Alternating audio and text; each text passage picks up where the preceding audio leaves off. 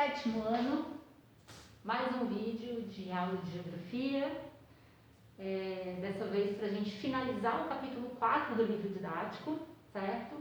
Falando sobre a imigração livre para o Brasil.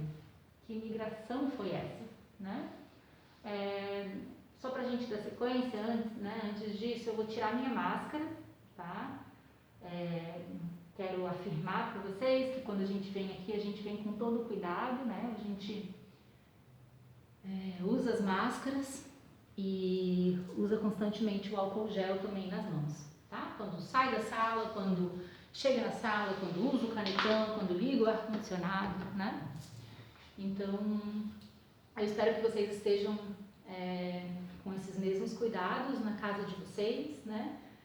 Que vocês estejam pacientes com esse momento, tá? A Prof sabe que é difícil a gente lidar com as nossas emoções, né? Às vezes a gente está com muita raiva, a gente quer muito sair de casa, a gente quer muito ver nossos amigos. Às vezes a gente está muito tranquilo, muito de boa, feliz, porque não tem que acordar cedo, não tem que vir para aula, né? Às vezes a gente está preocupado com os nossos familiares, com os nossos avós, né? Ou tio-avós, enfim. Esse é um momento que todo mundo está assim, né? É muito importante a gente acolher esse nosso sentimento, né? Essa nossa emoção, porque a gente sabe que isso vai acabar, talvez daqui 1, 2, 3 meses, né? A gente já esteja de volta aqui na Escola Engenho juntos com os nossos colegas e amigos e professores, certo? Então, voltando a falar o que eu queria, né? Da aula de hoje. Vamos falar sobre a imigração livre do Brasil. No começo desse ano, quando a gente falou da diversidade brasileira, e até mesmo na primeira aula do capítulo 4, eu deixei muito clara essa diversidade, né? Inicialmente pelos povos originários indígenas, depois na sequência pela migração forçada dos povos africanos escravizados, né? E eu deixei claro também a questão do colonizador europeu, né? Mas agora, nessa migração livre aqui, eu quero apresentar para vocês, talvez vocês já tenham conhecimento, né? A chegada dos imigrantes aqui no Brasil de diversos lugares da Europa, tá? Quando que isso aconteceu? Por que que isso aconteceu, tá? De modo geral, a migração, ela é um conceito estudado na geografia, tá? Ela acontece porque as pessoas buscam uma qualidade de vida melhor.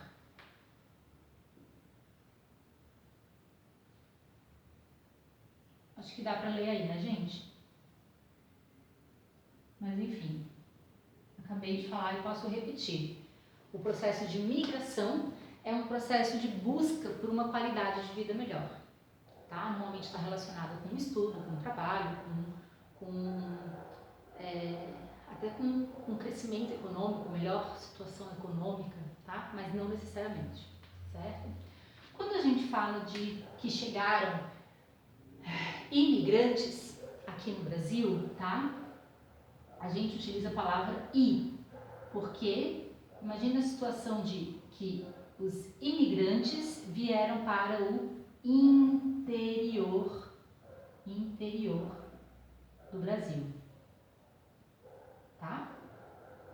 Quando as pessoas saem do Brasil, quando elas migram para fora do Brasil, vamos supor que eu tenha uma oportunidade de emprego na Suíça, tá? Eu vou emigrar, eu vou para o exterior, tá? Isso é uma outra conceituação da geografia, não cabe vocês, não vai ser cobrado para vocês agora aqui no sétimo ano. Eu só queria fazer essa diferenciação e apresentar isso para vocês, tá?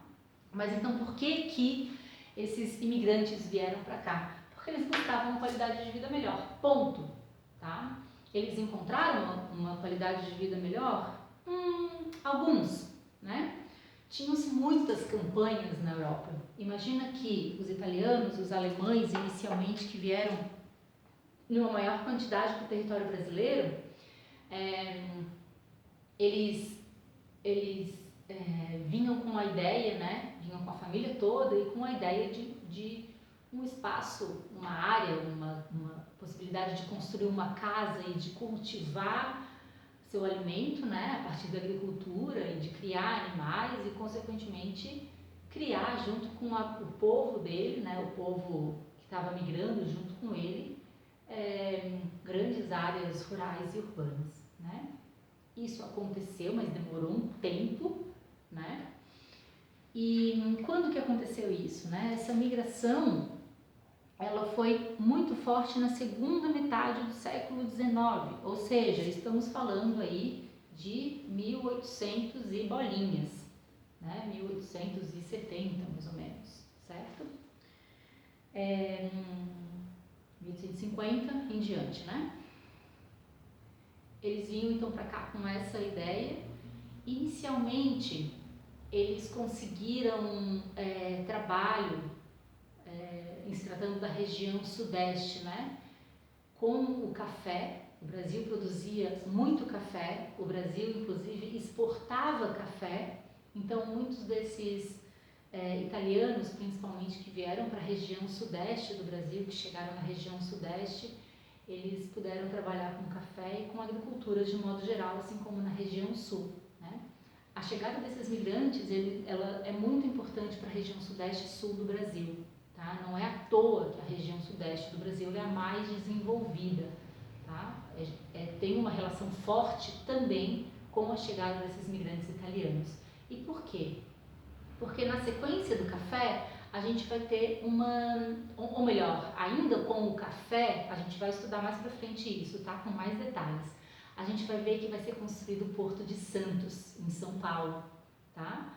E a gente vai ver que vai ser construído também ferrovias, porque o café, ele passou a ser plantado cada vez mais para o interior da região sudeste, na verdade, especificamente do estado de São Paulo, né? Porque tinha uma terra roxa, né? Que não é roxa, é vermelha, mas enfim, que tem uma qualidade muito boa, tá?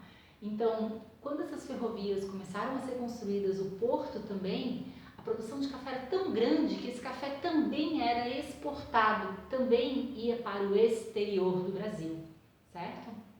E na sequência do café, a gente vai ter o desenvolvimento da industrialização da região sudeste, que a gente vai estudar mais para frente também.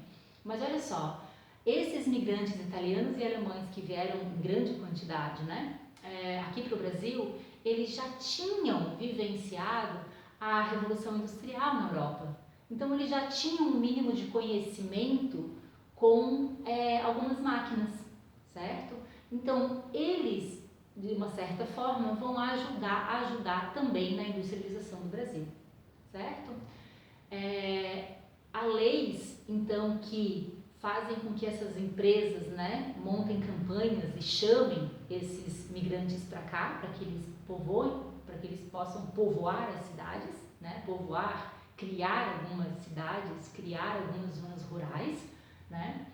Mas houve um momento também, na verdade especificamente em 1930, né? Porque em 29 teve uma grande crise. O Brasil deixou de exportar café, inclusive. O mundo inteiro entrou em crise. E daí teve esse momento, em 1930, que uma lei limitou a entrada desses imigrantes, né? Nesse momento, não tinham apenas migrantes alemães e italianos, mas migrantes de outras regiões também, de outros países europeus, como Espanha, da Ásia também, Japão, teve a chegada de russos também, enfim, austríacos, turcos, poloneses, franceses, ingleses, né? Diversos países da Europa e daí da Ásia também, citei alguns da Ásia, que vieram então migrar para o Brasil, migrar para essa nova terra com sua família para tentar uma vida melhor, para buscar uma qualidade de vida melhor, né? Então, é muito interessante vocês perceberem no sobrenome de vocês, né? Se não tem uma origem italiana ou alemã, que é muito forte aqui em Florianópolis, né? Porque muitas das pessoas que vivem hoje em Florianópolis migraram do Rio Grande do Sul, e a gente sabe que no Rio Grande do Sul especificamente, né, tiveram algumas colônias italianas e alemãs muito fortes, certo? do Rio Grande do Sul também.